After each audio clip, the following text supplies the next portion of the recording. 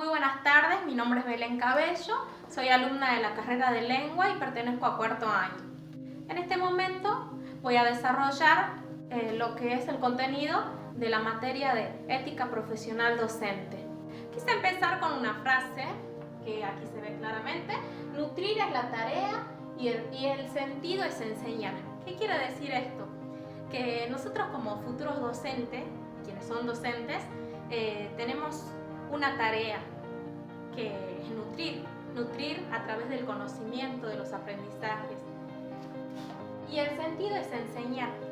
Y enseñar no solamente implica una acumulación, no es eso, no es una acumulación de contenido, sino es transmitir de una manera que puedan aplicarlo en su vida cotidiana. Primero que nada voy a empezar con la definición de ética. La ética es una rama de la filosofía que estudia qué está bien y qué está mal. La moral es un ejercicio personal en donde cada uno decidirá si acata o no lo que establece. La ética además estudia lo que es la moral, para que así de esta manera podamos nosotros decidir si lo vamos a inculcar en nuestras vidas cotidianas o no. El compromiso ético docente. ¿Qué quiere decir el compromiso ético docente y por qué lo he tomado? He tomado este título o subtítulo porque lo quiero desarrollar en este contexto de pandemia que nos ha afectado a nivel mundial, pero los sitios más afectados fueron los de la educación, las personas vulnerables, aquellos que no tienen un acceso a esa educación virtual. ¿Qué quiere decir el compromiso ético docente en este contexto?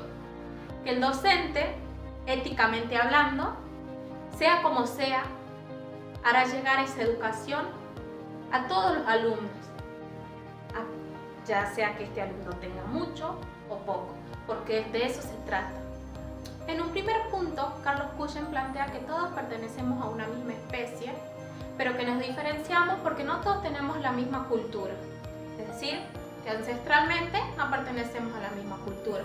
Eso es lo que nos hace quizás diversos, y por esto mismo es que tenemos que respetar. ¿Qué pasaba? En el siglo XVIII se tomaba aún al otro según su capacidad cognitiva. Es decir, que yo traía al otro en una representación mental mía.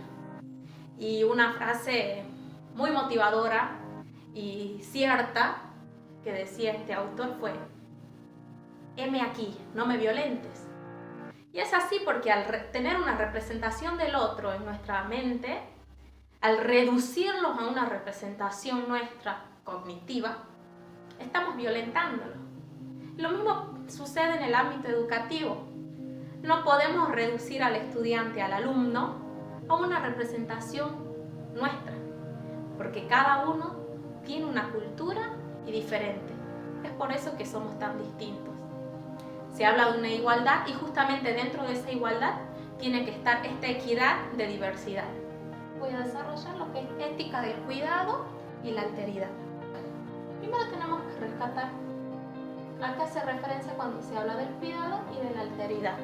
Hablamos del cuidado del sí, o decía el autor Carlos Cushen, que tenemos que tener un cuidado propio y un amor propio para así poder tener ese cuidado y ese amor por el otro. Y de la alteridad se hace referencia cuando se habla sobre la problemática del otro. Eso sería la alteridad. ¿De qué manera nos va a violentar o de qué manera nos vamos a sentir vulnerables con la problemática del otro? ¿Y por qué? Aquí voy a resaltar 3 puntos. El primero fue en el siglo XVI, que es la especie. Esto ya fue en el siglo XVII,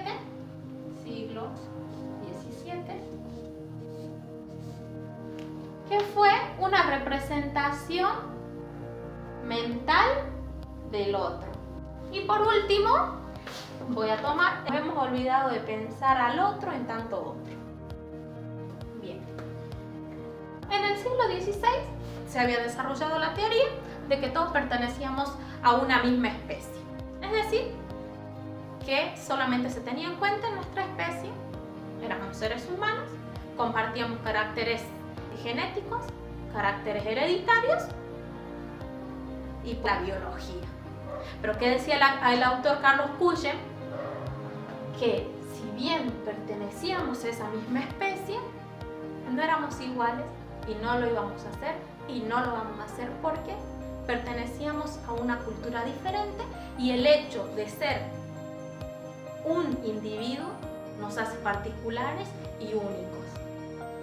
Entonces, acá se tomaba la educación por ese aspecto. Todos son la misma especie y van a recibir, por ende, la educación para esa especie. En el siglo XVII se lleva a cabo una teoría sobre la representación mental, que, cito nuevamente la frase del autor, heme aquí, no me violentes. ¿Qué quería decir esto? Que al tener uno una representación mental cognitiva del otro, estaba violentándolo, porque lo que hacía era reducirlo en cuanto a nuestra representación mental que tuviésemos sobre el otro. Entonces era una manera violenta de ver, de actuar y de comportarnos frente al otro, porque nos olvidábamos de lo que realmente importaba, que era su esencia. Si bien más adelante se empezó a desarrollar otra teoría que era sobre la esencia, aún no terminaba de complementarse para que haya una equidad. En el siglo XX, después de muchos años, surge una teoría. Nos hemos olvidado de pensar al otro en tanto otro. Recordemos que era una representación mental nuestra, reducirlo a una representación mental. Todos son la misma especie, se dejaba de lado la cultura, la diversidad. ¿Qué pasaba con olvidar al otro en tanto otro? Que cada uno va a tener su contexto, su realidad y su historia. El dejar de pensar al otro en tanto otro, ¿qué pensará el otro? ¿Cómo será su contexto? ¿Cómo será su realidad? Ponernos en el lugar del otro. Hay una palabra que he hecho auge últimamente, que es la empatía. Todos hablan de la empatía, pero ¿qué es realmente? ¿Es solamente ponernos en el zapato del otro? ¿O saber conocer su realidad y poder pensar y comprender al otro desde su realidad y no desde la mía? Porque recordemos que seguimos todos siendo diferentes, únicos y no copias. Decía Carlos Cuyen, nada justifica que anulemos al otro en tanto otro. Y es básicamente de lo que estuvimos hablando. También otros autores como Michel Foucault han estudiado lo que es el cuidado del sí, diciendo que ese cuidado del sí es una práctica del sí, o debe ser una práctica del sí. Es decir, está la teoría y lo que debemos hacer es llevarlo a la práctica. ¿Y de qué manera? Aprendiendo a escuchar y sobre todo poniéndonos en el lugar del otro. Foucault desarrolló una teoría que era un examen de estudiarse a sí mismo.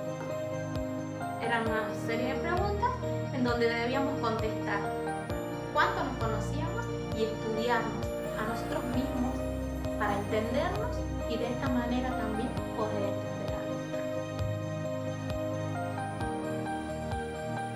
Política y ética. Son dos palabras antítesis que ha utilizado también el autor Carlos Cuyen para señalar una gran diferencia. La política tiene dos opciones: es justa o es injusta. En cambio, la ética tiene en cuenta lo primordial y lo principal, la persona, el sujeto, que es aquí el actor fundamental.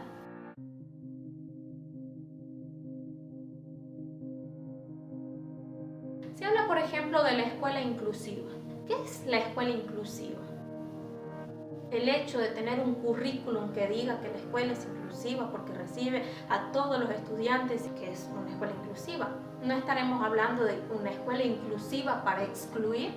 ¿Qué quiere decir esto? No se trata de un currículum armado para que solamente diga que es una escuela inclusiva, porque al momento de hablar de una escuela inclusiva tenemos que tener en cuenta que estos actores quieren ser igual y pertenecientes a los demás, siempre y cuando teniendo su diversidad. Y es una problemática muy grande que hasta el día de hoy se sigue teniendo conflictos. Después del tema de las escuelas inclusivas, que decían que se dice que es una escuela inclusiva para excluir, porque siempre se está señalando a aquel que tiene dificultades cognitivas, motrices, o aquel que pertenece a una clase social baja, porque se siguen haciendo esas distinciones, cuando no tendrían que existir. Surge una nueva controversia. ¿Qué es primero? ¿Yo o el otro? ¿El cuidado de sí o el cuidado del otro? Es una controversia bastante amplia, pero no difícil, porque no podemos ser sin estar. Es decir, que tenemos que estar, y para estar tenemos que conocernos a nosotros mismos y recién conocer al otro. Si no nos conocemos, si no sabemos que venimos de una realidad diferente, no vamos a poder comprender a ese otro. Por eso digo que primero está el conocernos para conocer, siempre y cuando tengamos en cuenta al otro.